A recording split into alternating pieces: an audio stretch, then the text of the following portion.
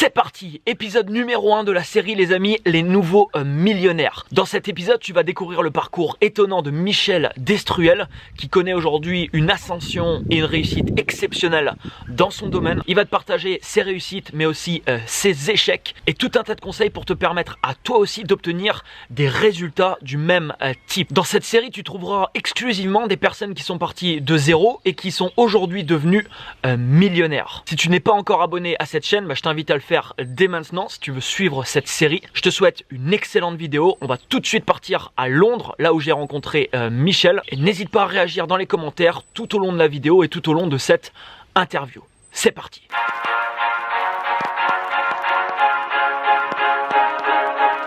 Bonjour Michel. Eh bien écoute Anthony, bonjour. Et merci beaucoup à toi de répondre présent à cette invitation. Avec grand plaisir. Alors je trouvais intéressant de t'inviter Michel pour participer à ce premier épisode d'ailleurs, pour que tu nous parles un peu de ton parcours, des résultats que tu peux avoir aujourd'hui et des conseils que tu pourrais apporter aux gens qui écouteraient cette vidéo. Tu peux commencer par te présenter un peu ton parcours et qu'est-ce qui au final t'a amené aujourd'hui à avoir les résultats financiers que tu as pu obtenir dans ta vie. Alors bien sûr. Alors bon, déjà, il faut savoir une chose, c'est que j'ai un parcours un peu scolaire, un peu atypique. Enfin atypique, je crois qu'il n'est pas atypique, mais bon... On se rejoint peut-être un peu. Oui, je pense que, voilà, disons qu'il n'était pas... J'ai pas rencontré le succès, en tout cas pendant cette période. Donc voilà, j'étais, je pense, un élève très perturbateur et qui partait un peu dans tous les sens. Mais j'ai toujours été attiré quand même pour faire de l'argent, avoir du succès, mais j'avais pas trouvé ma voie. Donc les études, c'était pas adapté. Enfin, en tout cas, je sentais que c'était pas adapté à moi. Et malgré tout, j'ai travaillé, j'ai eu des jobs ensuite par la suite, des petits jobs comme la plupart des gens. Je gagnais pas spécialement ma vie, mais je gagnais ma vie en fait, c'était alimentaire. C'était vraiment pour survivre, comme la plupart des gens aujourd'hui, ils ont un job à 1000, 1500, 2000 euros, 2500 euros par mois pour survivre, payer les factures, de temps en temps un week-end prolongé, mais ça n'allait pas plus loin que ça. Et puis un jour, je me suis dit, je travaillais, moi j'étais un intrapreneur. Tu vois ce que je veux dire ? Intrapreneur, c'est-à-dire que je bossais dans les entreprises où je travaillais comme si c'était mon entreprise, mais c'était pas mon entreprise. J'étais vraiment engagé. Et puis un jour, j'en ai eu marre, vraiment, de travailler tous les jours comme un dingue, vraiment focalisé à bosser tous les jours, et à réaliser en fait les rêves de mon patron. Ouais, c'est ça. Donc là, j'ai pris la décision de monter une première société, et parce que je voulais réaliser mes propres rêves. À un moment donné, je pense que c'est le virage à 180 degrés, il fallait le prendre, et c'est pour ça que je me suis lancé.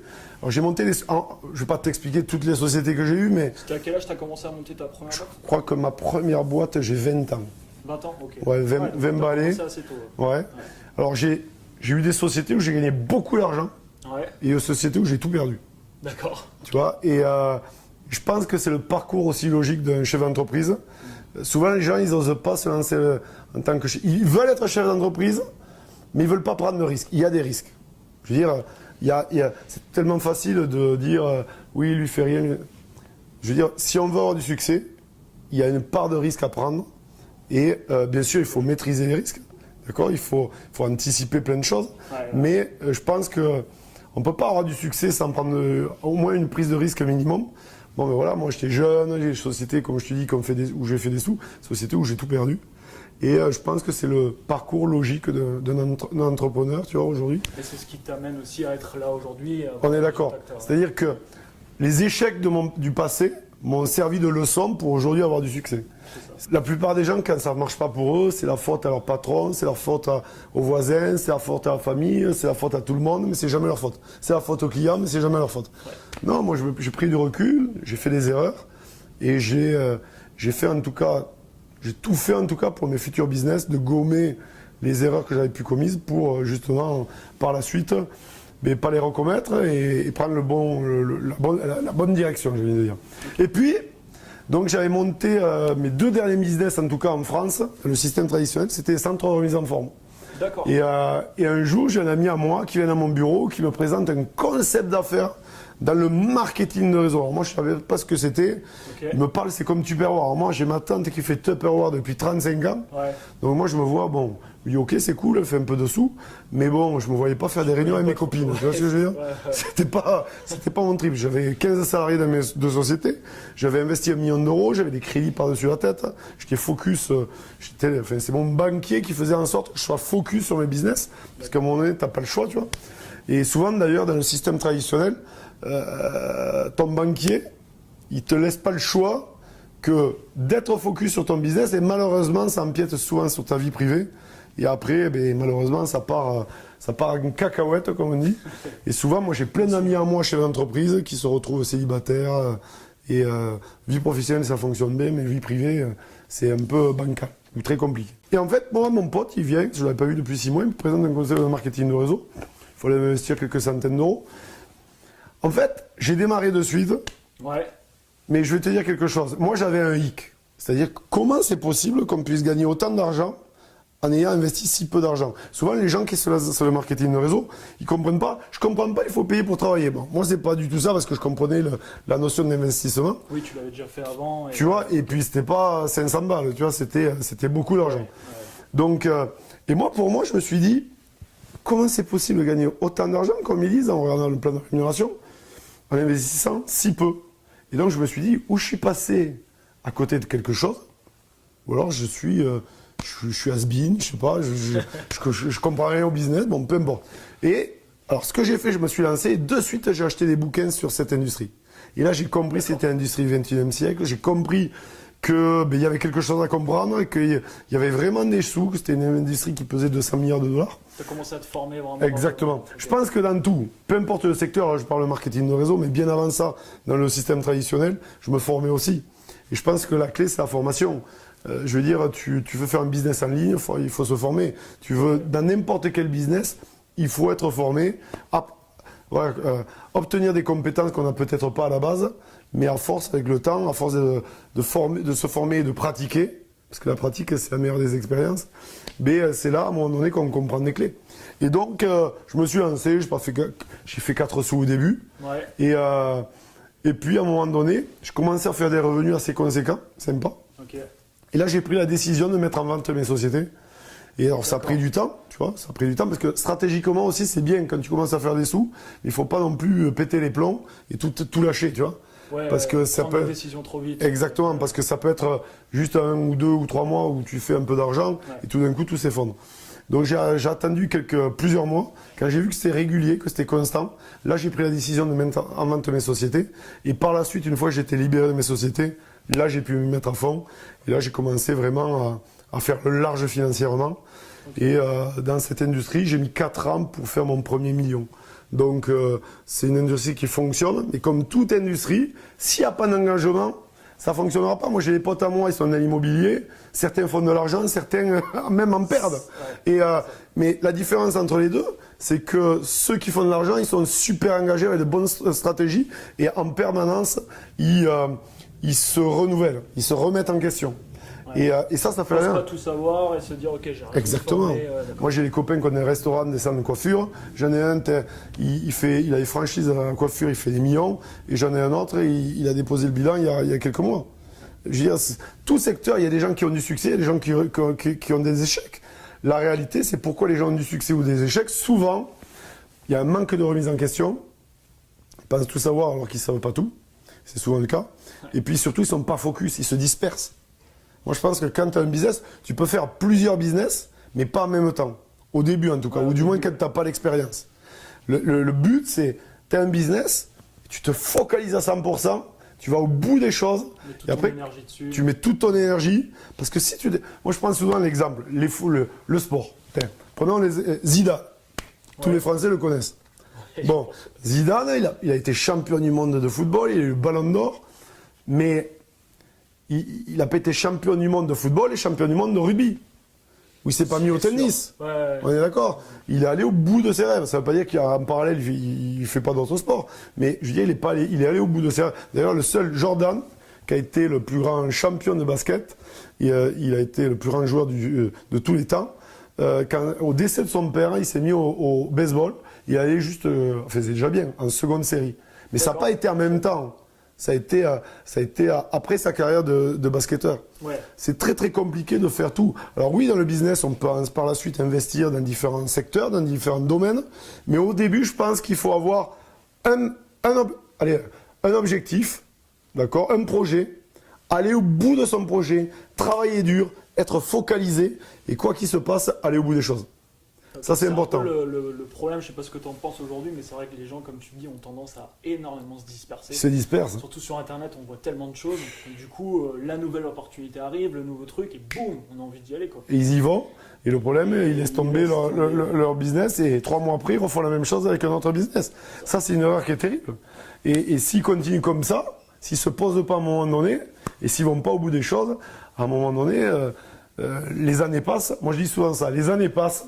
D'accord. Et au final, la vie, il n'y a pas de mode replay. Moi, je dis souvent, tu arrives à la fin de tes jours, tu te retournes sur ta vie, et tu te rends compte que tu as raté ta vie. Ouais. Le mode replay, ça n'existe pas. C'est clair. Donc, faites attention avec ça. Je pense que tout le monde peut avoir du succès, mais la plupart des gens font tout, sauf ce qu'il faut faire pour avoir du succès.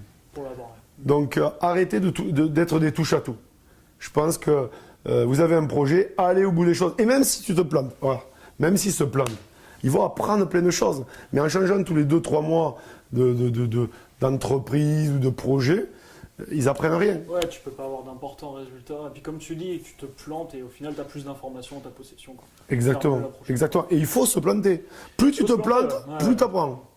Moi, je sais que. Et puis, moi, je me rappelle, il y a eu une boîte où j'avais perdu beaucoup d'argent. Je peux te dire que là, je retiens les leçons. Ouais. Et par la suite, ça te permet de rebondir et de faire de l'argent. Et récupérer l'argent que tu as perdu et le démultiplier. Ouais, c'est ça. Mais comme je dis souvent aux gens, moi, c'est pareil, je vais me replanter dans ma vie. C'est clair et net. Je vais refaire des choses qui vont pas marcher. Mais j'aurai plus d'informations en ma possession. Exactement. Et ça te permet par la suite, dans différents projets, d'utiliser justement ces difficultés que tu as vécues dans le passé pour propulser ton business de l'avant et éviter de recommettre ces erreurs. Tout à fait. Et là, aujourd'hui, donc j'ai une carrière dans le marketing de réseau qui a été, je peux le dire parce que ça a été fabuleux.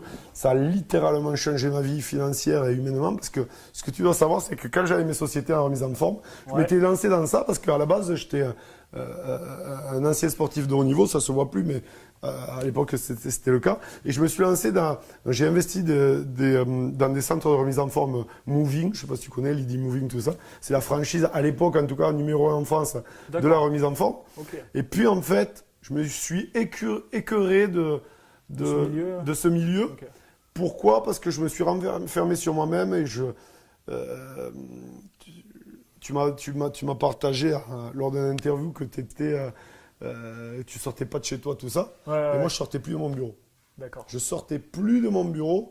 Les gens m'agaçaient énormément.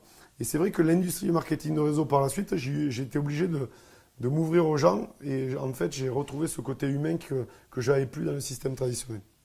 Okay. Et donc après, ça a super bien fonctionné. Mais je suis un challenger. Et donc, ça fait 2 ans ou 2 ans et demi, bientôt 3 ans, j'ai lancé une école de formation en marketing de réseau. D'accord, pour enseigner aux gens pour enseigner tout ce que j'avais appris et tous les leviers, en fait, toutes les stratégies, toutes les méthodologies qui m'ont permis de faire des millions dans cette industrie. Et je m'éclate, puisque aujourd'hui, je coach plus de 40 sociétés différentes. C'est la folie, les séminaires sont pleins. Aujourd'hui, du coup, tu as des clients, pas forcément que d'une compagnie, mais... Non, 40. Environ 35-40. D'accord, voilà. ok. Donc ça fonctionne super bien, je suis super épanoui, je fais des séminaires un peu partout sur la planète. Donc écoute, ça se passe super bien, mais j'avais besoin, je suis un challenger, j'avais besoin encore de renouveau. Et donc après, je me diversifie dans différents business, parce que je vis au Mexique, je ne vis plus en France depuis bientôt 3 ans aussi. Et donc au Mexique aussi, je monte différents business sur Mexico même. Donc, l'âme de l'entrepreneur. Ouais, l'âme. Je pense que quand il touche une fois, et que c'est compliqué. Mais je pense aussi que chaque chose en son temps. Parce que le but, c'est pas t'as un jardin, tout fonctionne bien. Tout d'un coup, tu vas. Donc, tu as une très belle récolte dans ton jardin. Tout d'un coup, tu décides d'aller semer dans un autre jardin. D'accord ? Et le but, c'est pas qu'ensuite, dans ton nouveau jardin, tout pousse et tout meurt dans l'autre. Tu vois ce que je veux dire ? Ouais, tout à fait. Donc, c'est souvent le cas. Donc, il faut être très prudent. Je pense qu'on peut avoir différents business Mais au début, d'abord, avec un seul business, atteignez le succès et ensuite vous aurez l'expérience pour vous diversifier. Je pense qu'il faut bien sûr différents, j'appelle ça des aqueducs financiers, donc des différentes sources financières. Il ne faut pas mettre tous les œufs dans le même panier. Maintenant, il ne faut pas mettre tous les œufs aussi en même temps. C'est l'un après l'autre. Mesurer le risque aussi. Exactement, mesurer le risque, anticiper. Un chef d'entreprise, il est proactif. Personne ne va le faire à part lui. Donc, c'est à lui de prendre les choses, de mettre les choses en place. Parce qu'encore une fois, chef d'entreprise, quand on est salarié, moi j'ai été salarié pendant de nombreuses années. Salarié, on reçoit les ordres souvent de son chef ou de son patron. Mais quand tu es chef d'entreprise, je veux dire, c'est toi qui décides de te lever, c'est toi qui décides d'ouvrir ta boutique. Autodiscipline. C'est de l'autodiscipline. C'est comme dans le sport. Je fais souvent un parallèle entre les sportifs et les chefs d'entreprise et l'entrepreneuriat. Il y a une rigueur, une constance pour pouvoir créer cet effet cumulé. Et puis il y a une hygiène de vie que les sportifs, en tout cas de haut niveau, ont adopté pour devenir les champions qu'ils sont. Et dans l'entrepreneuriat, c'est la même chose. Et tu parlais du coup tout à l'heure de ton premier million que tu as fait dans le marketing de réseau. C'était vers quel âge du coup? Et j'avais à peu près, je ne sais pas de bêtises, 35 ans. 35 ans. Okay. 35 ans. Je fais une dépression carte bleue. Ça peut vous paraître bizarre, dépression carte bleue, mais c'est vrai que investir si peu, après, en termes financiers, pour ensuite récolter autant, moi j'ai une très très grosse éducation financière, donc je fais très très attention à l'argent, mais c'est vrai que quand tu n'es pas habitué, les footballeurs par exemple ou les sportifs de haut niveau le vivent. Ça. Qui ont des revenus considérables du jour au lendemain. C'est ça le truc, et le problème c'est qu'ils sont jeunes, en plus il y a beaucoup de reconnaissance qui leur est attribuée, ils sont très médiatisés, donc il y a aussi cette gestion pour les gens qui sont publiquement connus comme les sportifs de haut niveau. Ouais. Mais en plus, beaucoup d'argent. Ils n'avaient pas d'argent, tout d'un coup, ils en ont beaucoup. Et ils n'ont pas forcément la formation adaptée pour la gestion. Moi, au début, quelque part, j'ai eu un peu... Heureusement, j'avais un passif de chef d'entreprise. Je me suis vite repris. Mais quand tu as beaucoup d'argent qui rentre, ça peut, par moment, déstabiliser.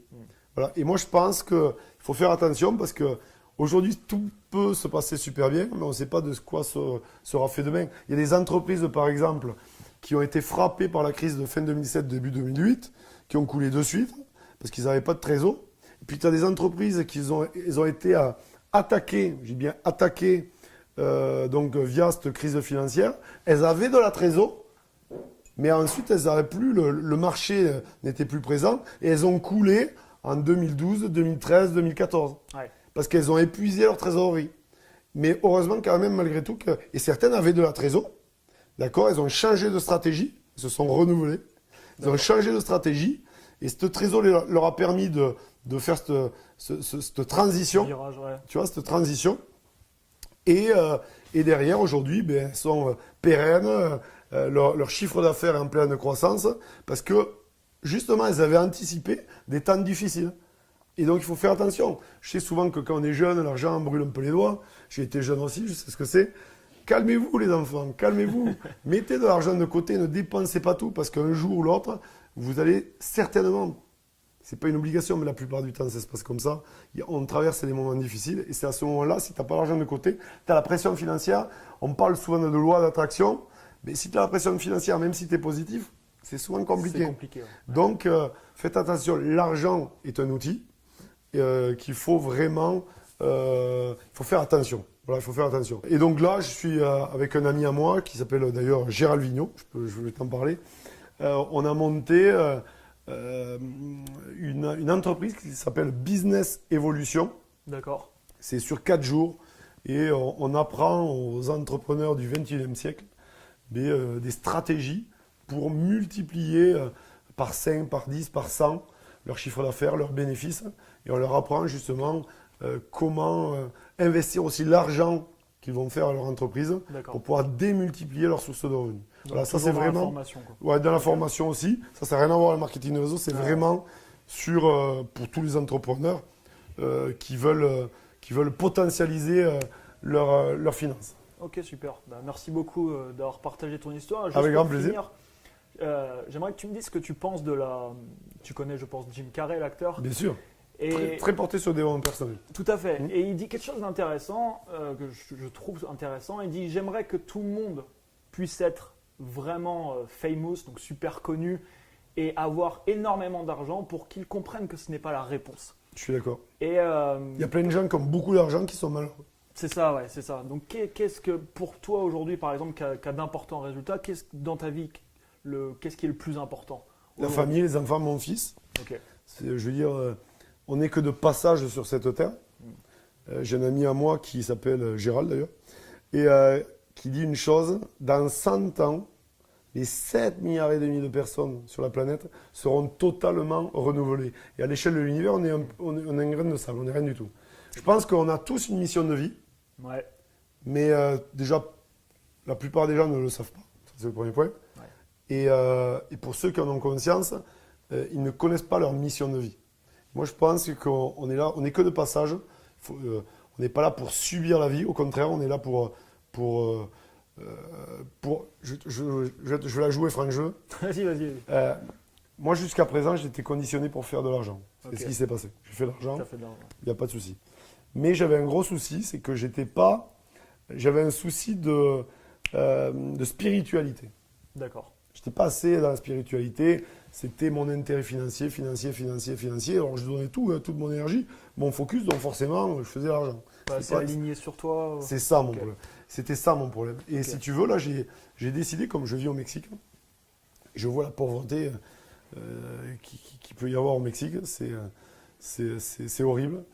Et donc, j'ai décidé, là, je suis en train de créer actuellement une association qui s'appelle Los Niños Son Estrellas, les enfants sont des étoiles, D'accord. pour aider tous les enfants défavorisés, en tout cas, à pouvoir accéder à des soins médicaux pour se faire opérer, par exemple, le problème cardiaque, pour une opération qui coûte cher. Parce que le Mexique, c'est pas la France. Je vous dis, en France, on a vraiment de la chance. Au Mexique, tu n'as pas d'argent, tu meurs. Ouais. Donc, je suis vraiment focalisé aussi sur mon association. Super. Parce que mon but, c'est vraiment d'aider un maximum. Et là, il n'y a pas d'intérêt. C'est vraiment. Là, c'est vraiment. Je veux vraiment aider un maximum d'enfants à trouver des solutions pour leur apporter l'argent, en tout cas pour pouvoir les soigner. Et ça n'a pas de prix. Et donc, avant, j'avais ce souci. Je sentais qu'il manquait quelque chose. Je n'étais pas épanoui à 100% avec moi-même. D'accord. Et donc, je faisais pourtant beaucoup d'argent. Donc, ça prouve bien que l'argent ne fait pas tout. Ouais, ça fait pas tout. Ouais. C'est un outil, c'est un bras de levier, voilà. Je dis souvent Mais- aux gens, ça décuple les émotions que vous avez à l'intérieur. Je suis quoi. d'accord. Mais si vous êtes dépressif avec 1 million, Tu risques d'être encore plus dépressif, c'est ça, comme il y a de millionnaires ou de multimillionnaires ou de milliardaires qui se suicident. Il y en a plein, c'est ça. Ouais. plein. Donc, je pense qu'il faut être aligné avec soi-même, Ouais. d'accord, et épanoui, et surtout avoir un code éthique inégalable. Et Éthique, avoir cette formation, comme tu parlais derrière, parce que ça ne Exactement. nous arrive pas sur le coin de la gueule, entre guillemets. C'est dire, ok, moi je dis aux gens, c'est la pire chose qui pourrait vous arriver, c'est de gagner au loto. Exactement. Sans la formation qui va derrière, sans. La sans plupart, ça, la plupart gestion. des gagnants des lotos, tu reviens 10 ans plus tard, ils sont ruinés. Ouais. Tu sais qu'en NBA, 65% des professionnels NBA, à la fin de leur carrière, ont fait banqueroute, sont ruinés. D'accord. 65%. Ah, c'est énorme. Pourquoi? Parce qu'ils n'ont pas d'éducation financière. N'oubliez pas l'éducation financière. Eh ben, merci beaucoup. Avec grand plaisir, Anthony. C'était super. Mettez-moi, comme d'habitude, un énorme like juste en dessous. Partagez la vidéo autour de vous. N'hésitez pas à vous abonner à la chaîne si ce n'est pas encore fait. Ciao, ciao. Bye bye.